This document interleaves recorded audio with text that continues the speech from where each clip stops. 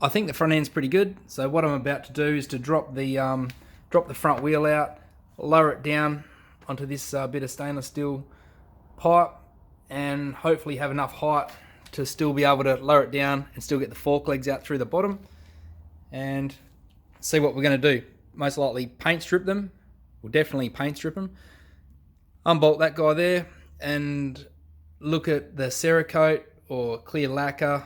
Not quite sure yet, but either way, that front end's coming out right now. So far, so good.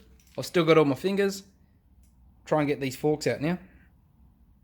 So we've got the forks out now, triple clamps.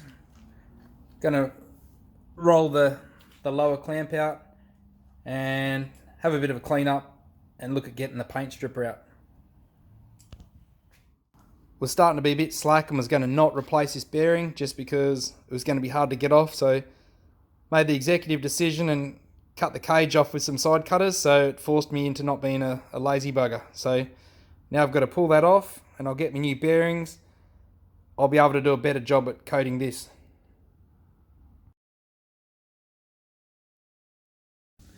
To get the lower bearing off, I broke the cage up like seen last night. I tried using the large bearing remover here to get under the edge. Couldn't do it. Use this little fella and the two jaws, and so now we're going to pull her off.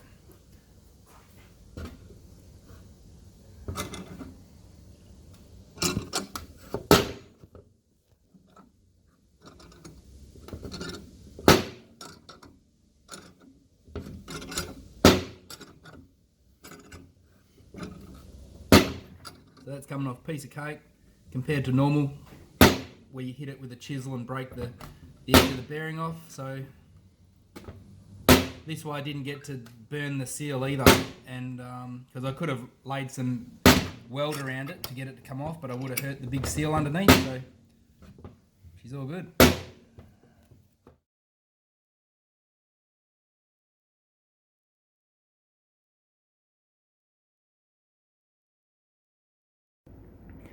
So the puller was just able to get under this lip and to pull it off.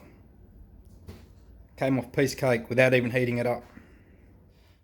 I need to remove the ignition barrel so I can paint strip and do whatever I'm going to do with this top triple clamp. So tamper-proof screws. I've drilled one out. I've just got to get the other guy out and it'll be good. With the heads of the bolts drilled off, these come out really easy. They're not Loctited, so as soon as I buzz the bolt heads off, they come out easy.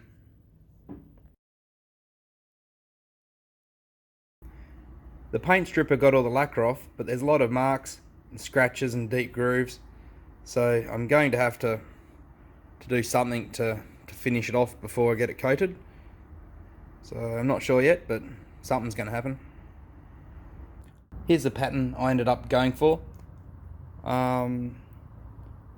Still got the slight scribings or scratchings of the original, but the other circular patterns just to delete any of the blemishes that was on here, like where the keys used to rattle around and stuff.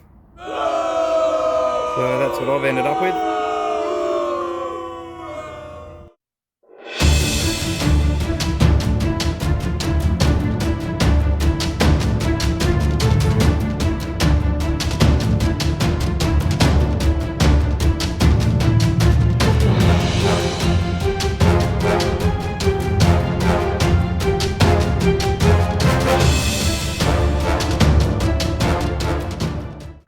While I've got the front end out, it's probably the best time to paint this area black. It's all probably crusty and a bit old. It's originally a black framed bike, so this is the black and blue model bike once upon a time. So we'll give it a little bit of a lick of paint and then I'm right to put the front end back in. I've fitted the bearings to the frame, so I'm going to give them a bit of a clean up now and mask it all off.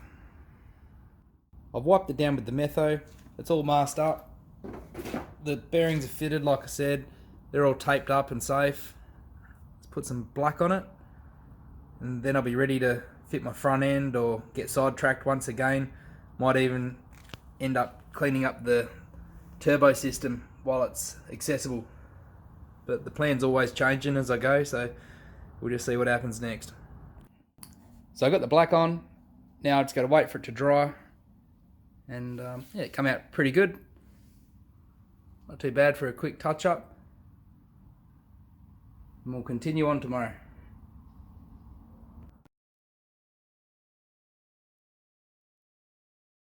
It's been a couple of weeks since I've made it down the shed. I went over to the Sepang MotoGP, but we're back now, so first things first, gonna have a bit of a clean up, trying to remember where I'm up to, and take it from there. So let's put some gear away and get back into the bike. I've scraped all the heavy rust off the exhaust manifold here and the turbo. Then once I've got rid of that rust scale, I've used Ranex that kills the rust. It was only sort of scale on the surface, it's not rusted out or anything. So now what I'll do, I'm going to splash a bit of paint around the high temp exhaust paint just to make it look a bit better on the parts that you can see. I'm not going to take the whole exhaust system and turbo off. It's going to give it a bit of a touch up on the bike. So we'll see what we can do. This is the Ranex rust converter that I used.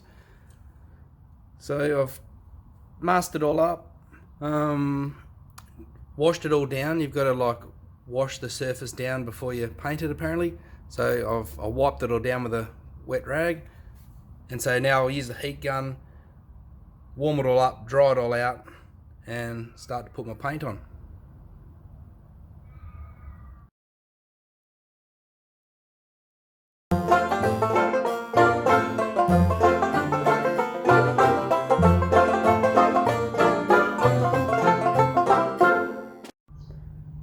That's the paint I used. So it's yeah, high heat, 1100 degrees C. That's what she come out like. So when I finish work, I'll the paint will be dry enough, and I'll come back and I can take it all off and we can see how well it came out. But yeah, most of this is hidden. I just didn't want to have it all rusty behind the radiator. Alrighty, that's it. Time to go to work. Back the next day, the paint's all dry now. We'll rip off the masking tape and the brown paper and see what she looks like, and then I'm looking forward to putting my front end back in. So let's pull a bit of this gear off.